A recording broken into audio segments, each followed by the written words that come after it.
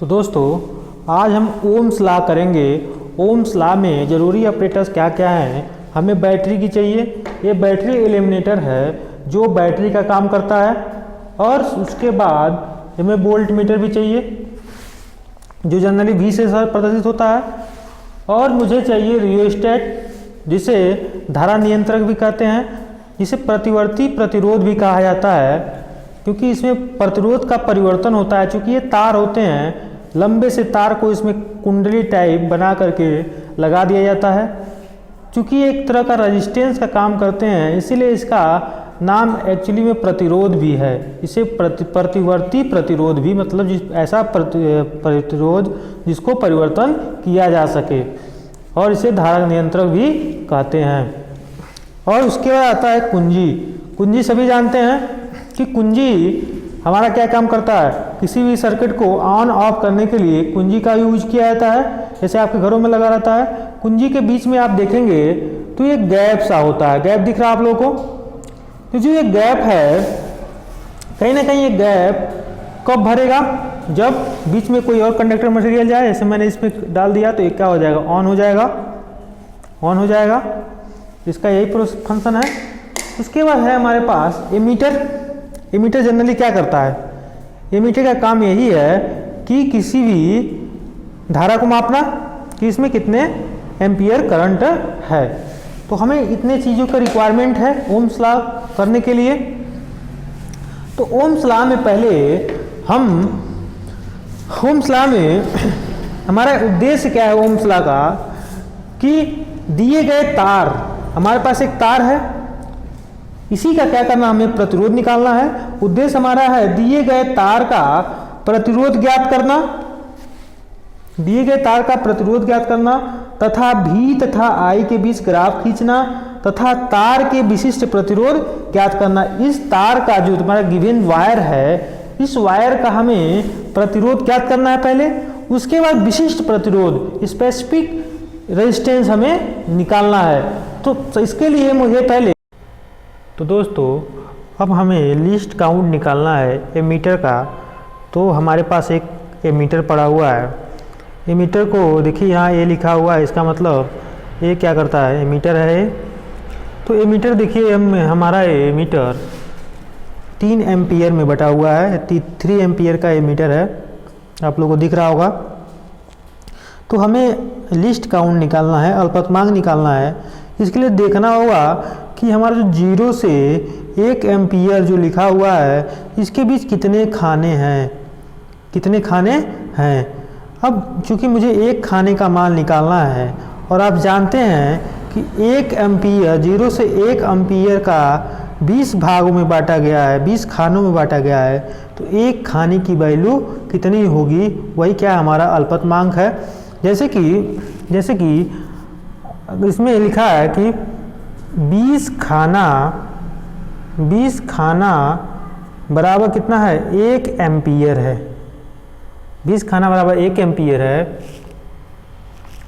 तो अगर मैं एक खाने की बात करूं, अगर 20 खाना बराबर 1 एम्पियर है तो एक खाना बराबर कितना होगा? एक खाना बराबर, ये 20 इधर चला जाएगा, 1/20, यानी इसको सॉल्व करेंगे तो 0.05 ये हमारा कितना निकल गया? एक खाने का मान निकल गया। जैसे हमारा जो एम्पियर है, इसमें जो एक खाने का मान है कितना है? 0.05। अब इसके बाद हमारा क्या निकल गया? ये हमारा क्या है? ये हमारा अल्पतमांक है। अल्पतमांक इसे बोलते हैं लीस्ट काउंट। Least count. अब हमारा एमीटर का तो हो गया। एमीटर का पता ही है, पॉजिटिव टर्मिनल है रेड वाला और ये नेगेटिव टर्मिनल। अब हमारे पास वोल्ट मीटर है। अब वोल्ट मीटर का लीस्ट काउंट निकालना है तो हम देखेंगे कि 1 वोल्ट कितने खानों में बटा हुआ है। तो 1 वोल्ट कितने खानों में बटा हुआ है, इसको देखने के लिए देखा जाए 0 से 1 वोल्ट यहाँ पर है, 0 से 1 वोल्ट यहाँ पर है। तो इसमें जो खाने की संख्या है, कहीं ना कहीं गिनेंगे तो 1 2 3 4 5 6 7 8 9 10, मतलब जो 1 वोल्ट में 10 खाने हैं।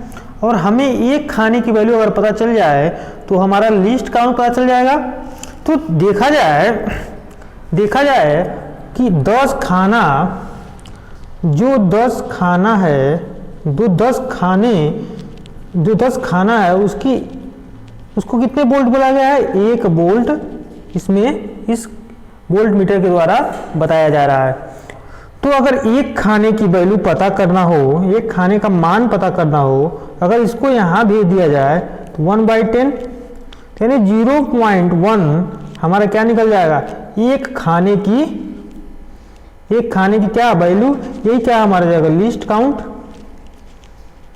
लिस्ट काउंट से अल्पतमांक बोलते हैं, हिंदी में अल्पतमांक बोलते हैं। और आपको ये वोल्ट मीटर कैसे पता चला? क्योंकि इसमें V का सिंबल दिया हुआ है और आपको पता होगा कि रेड वाला पॉजिटिव टर्मिनल है और ये निगेटिव टर्मिनल है ब्लैक वाला। क्या करना होगा? जो हमारा ये डायग्राम दिया हुआ है इसी डायग्राम के अनुसार इस सारे ऑपरेटर्स को सेट करना होगा। तो सेट करने के लिए पहले मुझे बैटरी के पास जा रहे हैं। जो बैटरी हमारा कहाँ है? यही हमारा बैटरी है जो प्लस माइनस का सिंबल पे है। बैटरी हमारा क्या है? ये वाला बैटरी। इसमें क्या सिंबल में यही वाला है। तो पहले हम बैटरी के पास गए, बैटरी हमारा ये है। बैटरी का पॉजिटिव सिरा मीन्स जो बड़ा वाला रेखा है जो वो पॉजिटिव है, तो पॉजिटिव वाला सिरा कहाँ गया है? पॉजिटिव वाला सिरा कहीं ना कहीं ये यहाँ तारों से होते हुए इस वोल्ट मीटर के पास गया है। वोल्ट मीटर के पास, वोल्ट मीटर के पॉजिटिव टर्मिनल में। तो मैं क्या करूँगा, मेरे पास वायर है, कॉपर वायर है। मैं इसके बैटरी के पॉजिटिव सिरा को, मैंने मान मेरे पास बैटरी है, उसके पॉजिटिव सिरा को मैंने कनेक्ट किया और वोल्ट मीटर के पॉजिटिव में क्या कर दिया? लगा दिया। वोल्ट मीटर के पॉजिटिव मैंने क्या किया? टाइट कस दिया।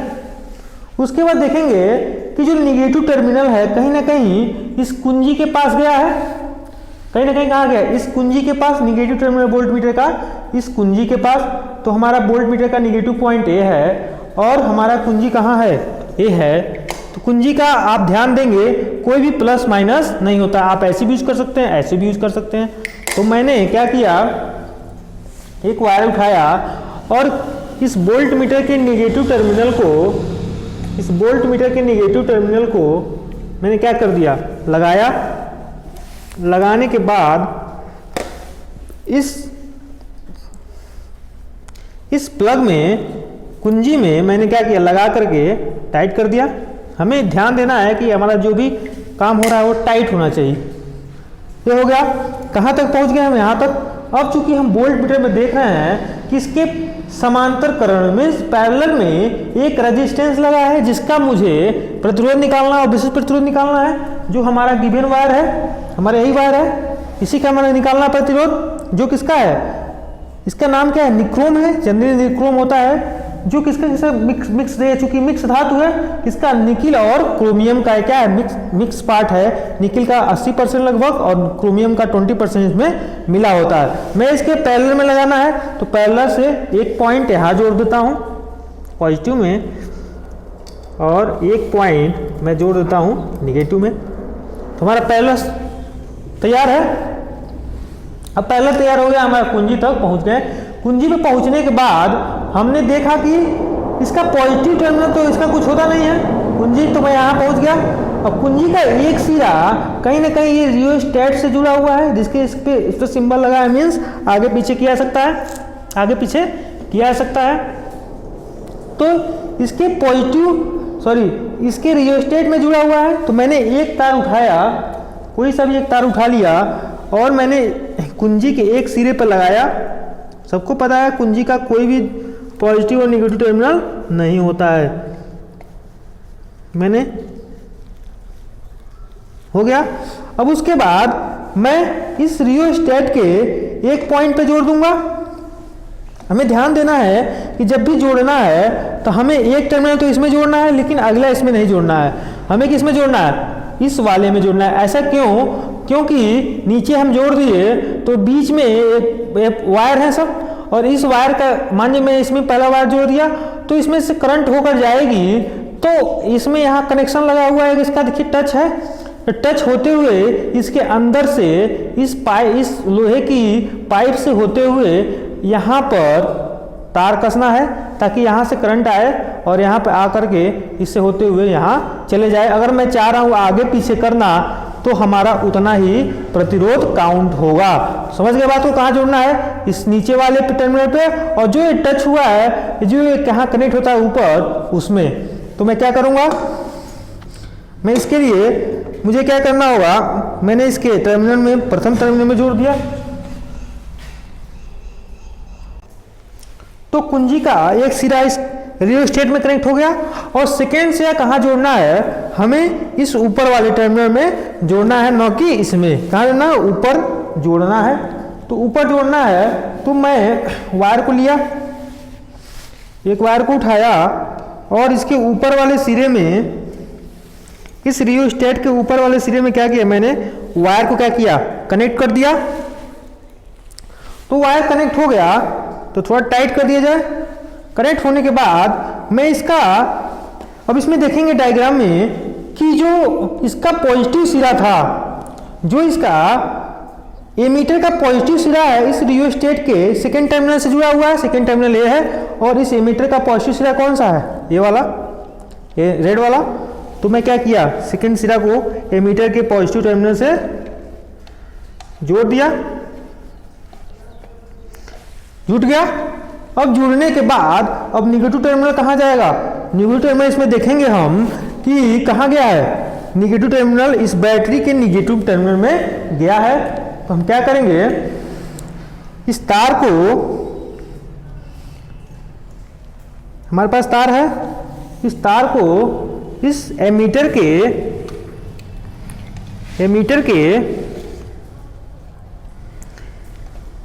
मैंने जोड़ दिया, और इसका एमीटर का जो ब्लैक निकला, मतलब निगेटिव निकला, कहाँ निकल जाएगा, इस बैटरी के निगेटिव पॉइंट में जाकर के ऐड हो जाएगा। कोई दिक्कत नहीं होना चाहिए। मैं सारे को टाइट कर दिया जो थोड़ा बहुत ढीले थे।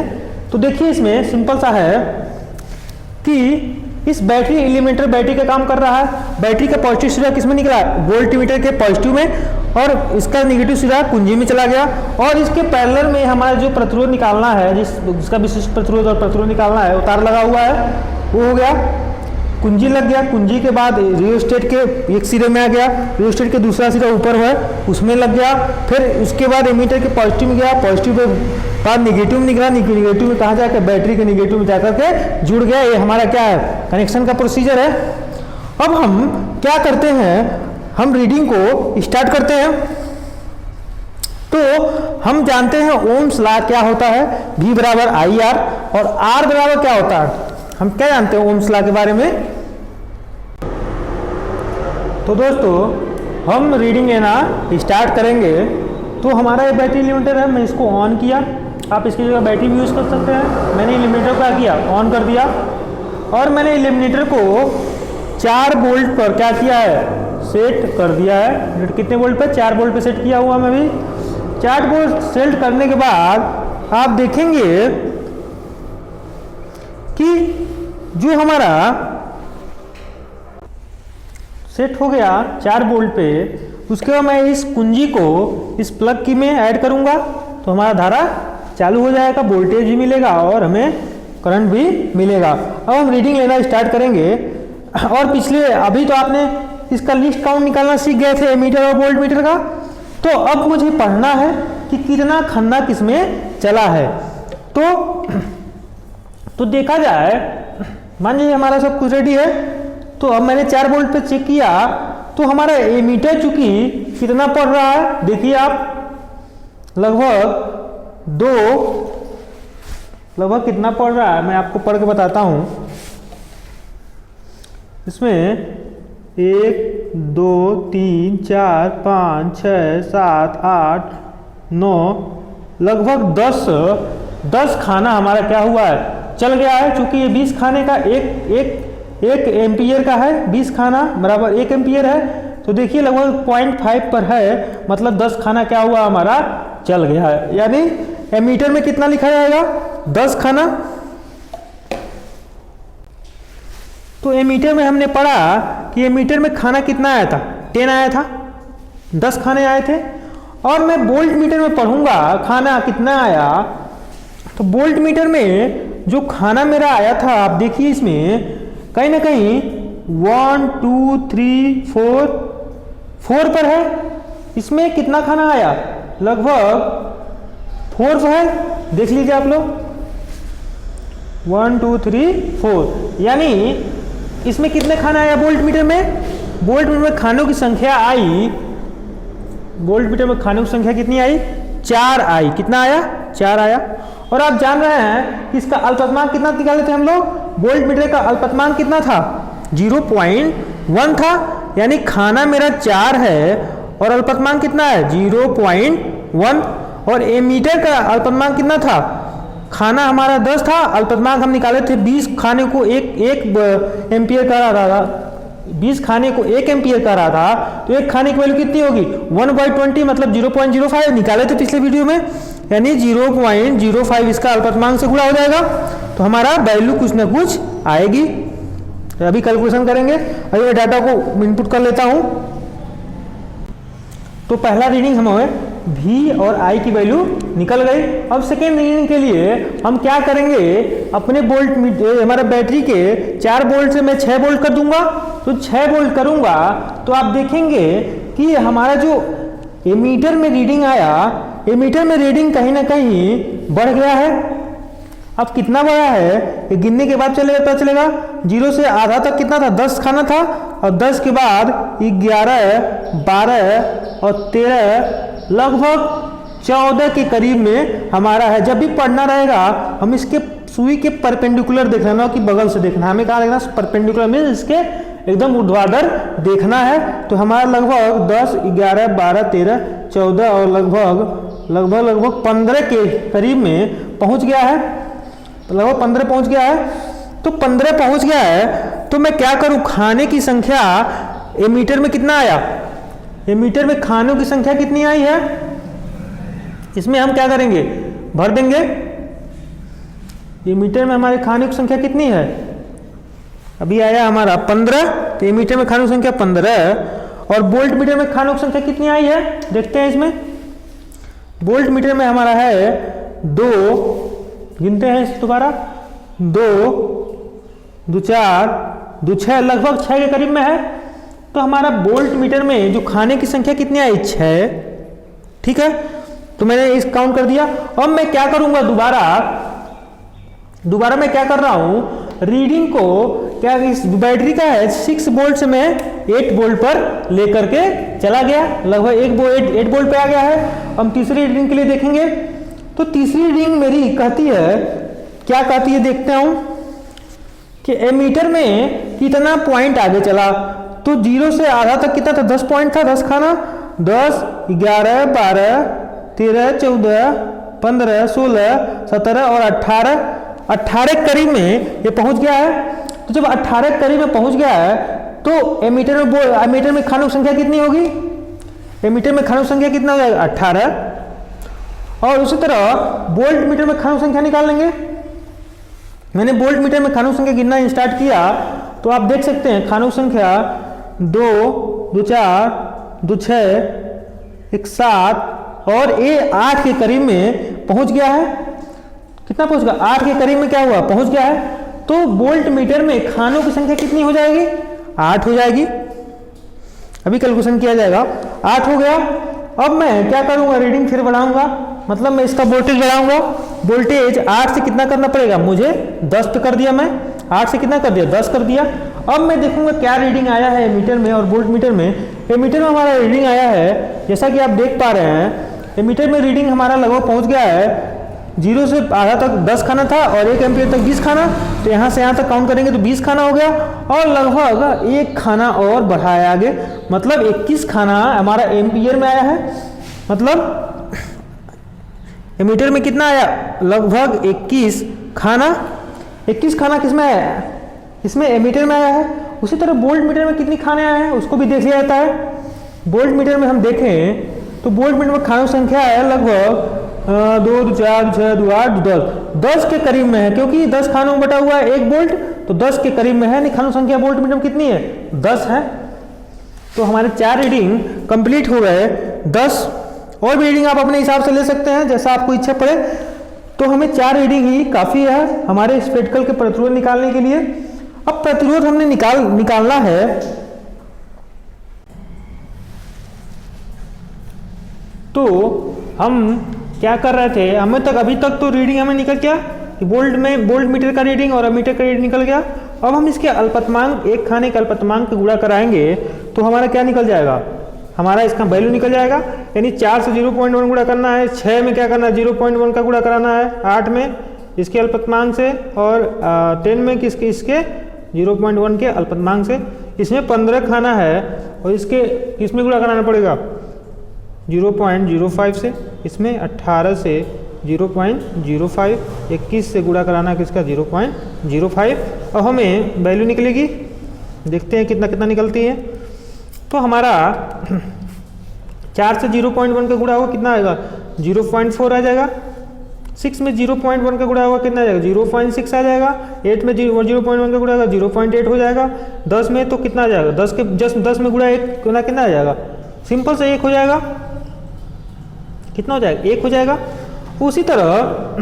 उसी तरह हम अब एमीटर में काम करेंगे। एमीटर में काम करेंगे तो एमीटर में आप देख रहे हैं कि इसमें 0.05 से गुणा कराना है। तो हमारा वैल्यू कितना था 10 गुणे 0.05 से गुणा कराएंगे कितना आएगा 0.5 आएगा। इसका वैल्यू कितना है 0.5। इसका गुणा कराएंगे 15 गुणे 0.05 कितना आएगा 0.75 आएगा 0.75। इसी तरह थर्ड नंबर का जो रीडिंग है 18 गुणे 0.05 0.9, वैसे हाथ से भी हो सकता है लेकिन हम जल्दी जल्दी चक्कर में इस कैलकुलेशन से कर रहा हूँ। 21 गुणे 0.05 इसका गुणा कराएंगे तो 1.05 हो गया। हमारे रीडिंग मिल गया। जो हमको ये रीडिंग मिल गया तो हम इसके बाद क्या करेंगे, इसके बाद मेरा काम यही है कि क्या कर सकता हूँ। अब मुझे क्या क्या मिल गया है, हमको V1 मिल गया, V2 मिल गया, V3 मिल गया, V4 मिल गया, I1, I2, I3 और I4। हमें अब क्या करना, चालक का प्रतिरोध निकालना है। तो अगर मैं R1 की बात करूं तो R1 क्या होगा, इस V बटे I, आप जानते हैं V बराबर आई आर, तो R बराबर क्या होगा V बटे आई। V की वैल्यू कितना है 0.4 बटे 0.5। गुणे कर देंगे, किससे गुणा होगा इसमें सॉरी हो गया 0.4 बटे 0.5। इसका जो भाग करेंगे आप 0.4 भागा 0.5 तो क्या वैल्यू आएगी 0.8 ओम। पहला निकल गया। अब R2 निकालेंगे, क्योंकि हम 4 रीडिंग निकाले हैं तो 4 निकालना पड़ेगा मुझे। तो जब R2 निकलेगा तो R2 में क्या होगा, R2 में देखिए हमारा क्या है 0/6 बटे क्या होगा 0.75, यानी 0.6 भागा 0.75 तो हमारा क्या निकल जाएगा 0.8। इसमें भी 0.0 में आ रहा है। R3 की वैल्यू हम देखेंगे तो कितना आ रहा है, तो 0.8 बटे 0.9 यानी 0.8 भागा 0.9 हमारा वैल्यू कितना आएगा 0.8, लगभग उतने 0.88 के बराबर आ रहा है ओम के। एंड हम 4 नंबर निकालेंगे तो हमारा R4 की वैल्यू क्या आएगा 1/1.05, मतलब 1 भागा 1.05। हमारा कितना वैल्यू आया 0.95 ओम। हम हमें 4 ओम पता चल गए, 4 रेजिस्टेंस पता चल गया। लेकिन अगर मैं इसका चारों का माध्य निकाल दूं तो हमारा एक्यूरेट हमारा निकल जाएगा। इसीलिए मैं इसमें क्या किया R1 + R2 + R3 बटे R4, जितना हमारा रीडिंग रहेगा उतना बटे 4 कर देंगे। अगर 5 होगा तो 5 कर देंगे, 6 होगा तो 6 कर देंगे। करते हैं हम लोग। तो इसको जोड़ेंगे जब, तो जोड़ना है तो 0.8 जोड़ देता हूँ डायरेक्ट। 0.8 प्लस R2 की वैल्यू कितना है 0.8 प्लस R3 की वैल्यू 0.88 प्लस 0.95, इतना हो गया 0.95 इतना बट आया 3.43 बटे 3.43 भागा 4 है। तो मैं क्या कर दूंगा भागा 4 कर दूंगा, भागा 4 आया तो हमारा जो रेजिस्टेंस की वैल्यू आएगी 0.85 ओम के बराबर, यानी हमारा जो R फाइनल आएगा कितना आएगा 0.8575। तो मुझे इस निक्रोम वायर का हमें क्या निकल गया, रेजिस्टेंस निकल गया। तो दोस्तों तो मैं इसका रेजिस्टेंस, इस वायर गिवन वायर जो निक्रोम का था, मैं इसका रेजिस्टेंस निकाल लिया था। कितना रेजिस्टेंस हमारा आया था, 0.85 हमारा इसका रेजिस्टेंस आया था। कैलकुलेशन में क्या है, आर की वैल्यू कितनी आई, 0.8575, मैं 0.85 भी ले लिया। मैं इसका क्या निकाल दिया, मेरा इसका क्या निकल गया, हमारा इसका रेजिस्टेंस निकल गया। और हमें इसे क्या निकालना, रेजिस्टिविटी निकालना है, मतलब स्पेसिफिक रेजिस्टेंस मीन्स विशिष्ट प्रतिरोध निकालना है इसका। तो विशिष्ट प्रतिरोध का फार्मूला क्या होता है कि जो विशिष्ट प्रतिरोध को रो से दिखाते हैं, इसका फार्मूला होता है RA/L। RA/L यहाँ लिखा हुआ है। तो R की वैल्यू हमें पता चल गई, यहाँ रेजिस्टेंस 0.85। और हमें एरिया चाहिए किसकी, इस वायर की एरिया चाहिए, इस वायर की एरिया चाहिए। तो एरिया बराबर क्या होता है आप जानते हैं, πr²। यानी इसका अगर डायमीटर पता चल जाए तो हम डायमीटर को आधा कर देंगे तो हमारा रेडियस मिल जाएगा, मतलब πr² मिल जाएगा, जो यहाँ लिखा हुआ πr²। और उसके बाद लेंथ है, तो लेंथ को मैं अभी मेजर कर लेता हूँ। हमारे पास स्केल है, तो स्केल से मैं क्या करूँ, मेरा 1 सेंटीमीटर से स्टार्ट हुआ है और मैं जाते जाते लगभग 28 सेंटीमीटर पे ये हमारा क्या हुआ है, रुका हुआ है 28 सेंटीमीटर पे, आपको दिख रहा होगा। तो मेरा लेंथ कितना निकला, हमारा एल की वैल्यू कितना आ गया, 28 सेंटीमीटर। रेजिस्टेंस कितना है, 0.85। और मुझे और क्या चाहिए, अगर एरिया पता चल जाए तो मेरा रजिस्टिविटी जो रो है उसकी वैल्यू पता चल जाएगी, क्योंकि मैंने रजिस्टेंस इसका निकल गया, ये भी निकाल दिया। अब एरिया ही निकालना है, और एरिया बराबर क्या होता है, πr²। और r निकालने के लिए मुझे क्या पता होना चाहिए, इसका डायमीटर पता होना चाहिए, मीन्स व्यास पता होना चाहिए आपको। व्यास बराबर क्या होता है, व्यास बराबर क्या होता है, 2r। तो r निकालना रहेगा तो d/2 कर देंगे। तो हम क्या करेंगे, इसका डायमीटर निकालेंगे। इसके लिए मुझे लेना होगा स्क्रू गेज। स्क्रू गेज की सहायता से आप क्या निकाल सकते हैं, डायमीटर इसका निकाल सकते हैं। तो स्क्रू गेज कैसे काम करता है, सिंपली आप समझ लीजिए। जो बिल्कुल नहीं जानते होंगे, मैं अलग वीडियो डाल दूंगा स्क्रू गेज का, लेकिन जो बिल्कुल स्क्रू गेज नहीं आता होगा उनको समझना अगर रहेगा तो आप देखिए, इसमें दो तरह के, एक ऊपर लाइन दिया हुआ है और एक जस्ट नीचे लाइन दिया हुआ है। ऊपर वाला लाइन बताता है, जो ऊपर वाला लाइन बताता है कि 0 से 1 mm, 2 mm, 3 mm, 4 mm, 5 mm ऊपर वाला लाइन बताता है। देखिए ऊपर वाला लाइन क्या बताता है, 0 से 1 mm, 2 mm, 3 mm, 4 mm और 5 mm। और जो नीचे वाला जस्ट लाइन है वो क्या काम करता है, इसका आधा कर देता है। जैसे कि कॉपी में, जैसे कि एक लंबा लाइन था और इस पर ऊपर दिया है 0, 1 mm, 2 mm, 3 mm और 4 mm। इसके नीचे एक जस्ट लाइन दिया इसके मिड वैल्यू पे, मीन्स एकदम मिड पे। तो मतलब इसका मतलब ये है कि आधा mm, यहाँ से दूरी कितना होगा, आधा mm, 0.5 mm। यहाँ तक अगर आधा जाएगा, आधा मतलब 1.5 mm। तो अब इतना बात समझ गए, अब समझना है इसको कि कैसे ये काम करता है। तो अगर मैं इसको रैचेट बुलाता है, इसको मैं राउंड घुमाऊं तो आप देखिए इसका जो, आप एक चीज़ ध्यान दीजिए कि 0 से 1 mm चलने में कितना राउंड घूमता है। 0 से मैंने स्टार्ट किया, 0 से अब 1 mm की ओर जा रहा है, 0 से लगभग 40, 50 पहुंच गया, अभी आधा पहुंचा है। और फिर दोबारा स्टार्ट किया, 70, 75, लगभग दोनों जोड़ दिए, 250 पूरा होकर कितना हो गया, 250 पूरा होकर 100 मतलब खाना चला तो 1 mm घसका, तो एक खाने की वैल्यू कितनी होगी, 1/100 मतलब 0.01। इसका क्या हो गया, अल्बत मान यहाँ लिखा भी है 0.01 क्या है, इसका लिस्ट काउंट है। अब हमारा ये निकल गया लिस्ट काउंट। और लिस्ट काउंट निकलने के बाद हमें पता चल गया एक खाने की वैल्यू कितनी है, 0.01 है। अब मैं तार को लेंगे और तार को क्या करूंगा, इसके बीच भिड़ा दूंगा। जब इसके बीच भिड़ जाएगा तो मैं इसको घुमाना स्टार्ट करूंगा। जब घुमाना स्टार्ट, जैसे ही किट किट का आवाज स्टार्ट कर देगा हम समझ जाएंगे कि इससे आगे नहीं जाएगा। यहाँ से मैं लॉक करूंगा, तार अगर निकल रहा है तो निकाल लेंगे और उसके बाद देखेंगे कि इसमें कितना दूरी चला गया है। क्या ऊपर वाला लाइन दिख रहा है, मीन्स अभी 0 mm चला है। नीचे वाला दिख रहा है, हाँ नीचे वाला जरूर दिख रहा है। देखिए नीचे वाला हमको दिख रहा है, जो नीचे वाला दिख रहा है इसका क्या मतलब है कि आधा mm तो चल गया।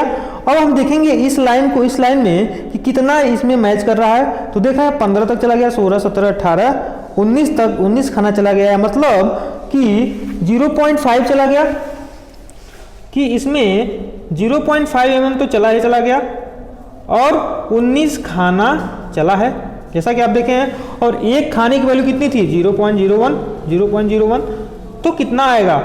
0.5 प्लस 19 में 0.01 का गुणा कराएंगे, कितना आएगा? 19 गुणे 0.01 लगभग कितना आएगा? 0.19। कितना आएगा? 0.19। अब इसको जोड़ेंगे तो कितना हो जाएगा? प्लस 0.5 कितना हो गया? 0.69 mm में आया। क्या निकला? है डायमीटर निकल गया 0.69 mm। अब हम जानते हैं कि अब चूंकि ये भी mm में है और मैंने इसका जो लेंथ निकाला था, कितने निकाला था? सेंटीमीटर में निकाला था। तो इसको भी क्या करेंगे? सेंटीमीटर। अब जानते हैं एक सेंटीमीटर बराबर क्या होता है? 10 mm।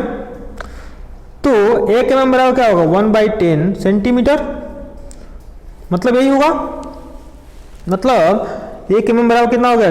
1/10 सेंटीमीटर, यानी 0.1 सेंटीमीटर। किसमें में? 1 mm में।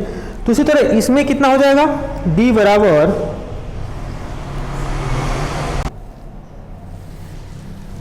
यानी इसमें 0.69 में अगर 0.1 का गुणा कर देंगे किसमें बदल जाएगा? सेंटीमीटर। तो मैं इसमें सॉल्व करूंगा, पूरे 0.1 से गुणा कर देंगे तो कितना आ जाएगा? 0.069। कितना आएगा? 0.069 किसमें? सेंटीमीटर। डाया हमारा निकल गया, इतना डाया हमें मिल गया। और हम जान रहे हैं आर की वैल्यू निकालना रहेगा तो मुझे क्या करना होगा? d/2। तो भागा 2 कर दे अगर तो हमें आर की वैल्यू मिल जाएगी, मतलब 0.0345 हमारा क्या निकल गया? सेंटीमीटर में निकल गया। अब आप जानते हैं कि हमें क्या क्या मिल गया? हमें क्या क्या मिल गया? आप देख रहे थे हमको क्या क्या मिल गया था। यहाँ हम न्यू पेज लेकर करें तो देखेंगे क्या क्या मिल गया। हमें रो निकालना था। आर की वैल्यू पता चल गई। आर की वैल्यू कितनी थी? 0.85। और एरिया कितना था? πr²। पाई की वैल्यू कितना? 3.14। आर की वैल्यू कितनी निकाले थे? 0.069 का होल स्क्वायर πr² बटे लेंथ हमारा कितना निकला था? 28 सेंटीमीटर में था। अब इसको सॉल्व करेंगे तो सॉल्व करने के लिए क्या करना होगा मुझे? सॉरी, आर की वैल्यू कितनी निकली यहाँ पे? 0.0, यहाँ देखिए आप लोग ये डी की वैल्यू रखकर लिख गया है गलती से, 0.0345 होगा, 0.345। अगर मैं इसको सॉल्व करूँ तो क्या होगा? 0.345 गुणा हो गया इतना, गुणे 3.14 गुणे 0.85 हमारा लगभग हो गया ये 3.17 गुणे 10⁻³ बटे 28 इतना आ गया। अब मैं इसको भागा कितने कर दूँ? 28 से भाग कर दूँ अगर तो कितना आएगा? 1.134 गुणे 10⁻⁴। अगर इसको सॉल्व करेंगे तो 4 जीरो इधर लाएंगे, 0.00134 हमें रो मिला। तो रो का क्या होता है? ओम, चूंकि सेंटीमीटर में था सेंटीमीटर में। अगर मुझे मीटर में चेंज करना होगा तो आप जानते हैं करना कैलकुलेशन। तो हमारा क्या निकल गया? डेंसिटी निकल गया। सॉरी, डेंसिटी कर रहे हैं। इसका स्पेसिफिक रेजिस्टेंस मीन्स इसका विशिष्ट प्रतिरोध हमारा तार का निकल गया, 0.00134 हमारा निकल गया। अब एक फाइनल चीज बचा हुआ है ग्राफ के बारे में कि भाई हमें ग्राफ भी तो बनाना था। हमारा जो एम क्या था? एम यही था, आप एम पे ध्यान दीजिए कि दिए गए तार का प्रतिरोध ज्ञात करना हो गया ज्ञात, बी तथा आई के बीच ग्राफ ज्ञात करना है, यही करना है। तार का विशिष्ट प्रतिरोध निकल गया। To determine resistance of wire and draw a graph between percentage difference and current and specific resistance हमारा हो गया। बचा क्या? ग्राफ सिर्फ बचा है। तो ग्राफ के लिए मुझे क्या करना होगा? देखिए ध्यान से। तो हम ग्राफ के बारे में देखने वाले थे। तो ग्राफ में आपने क्या देखा था? देखिए ध्यान से कि हमारा जो वोल्ट मीटर का रीडिंग आया था उसका वैल्यू था 0.4, मतलब 0.4 मैंने क्लिक किया था, तो 0.4 की लाइन कहाँ होगी, लगभग यहाँ होगी 0.4। और उसी पर 0.5 क्या आया था, एमीटर की वैल्यू आया था, तो कहाँ पॉइंट कर रहा है, हिट यहाँ कर रहा है। उसी तरह अगर सेकेंड पॉइंट देखा जाए, दूसरा रीडिंग में क्या आया था, 0.6 आया था वोल्टेज बढ़ाने पर, 0.6 आया था। उसके बाद एमीटर में कितना आया था, 0.75, हमारा यहाँ लाइक किया कहीं ना कहीं।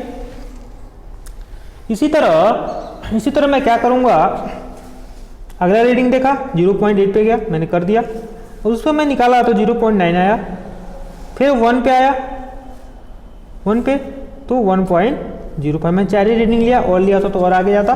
तो मतलब एक कौन साइड यहाँ पॉइंट किया है, दूसरा तीसरा कौन साइड पॉइंट यहाँ है, चौथा यहाँ है। तो मैं अगर सारे पॉइंट को इस मूल बिंदु मतलब 0 से मिलाऊं तो देखेंगे कहीं ना कहीं एक सीधी रेखा के तरफ बनते हुए दिखेगी। थोड़ा ऊपर नीचे हो सकता है, लेकिन आपको एक सीधी रेखा देखने को मिलेगा, और यही है हमारा V और I के बीच ग्राफ। तो दोस्तों आपको कैसा लगा वीडियो, आप कमेंट बॉक्स में ज़रूर बताएंगे, और अगला वीडियो अगले समय में, तो मिलते हैं अगले वीडियो में, तब तक के लिए धन्यवाद।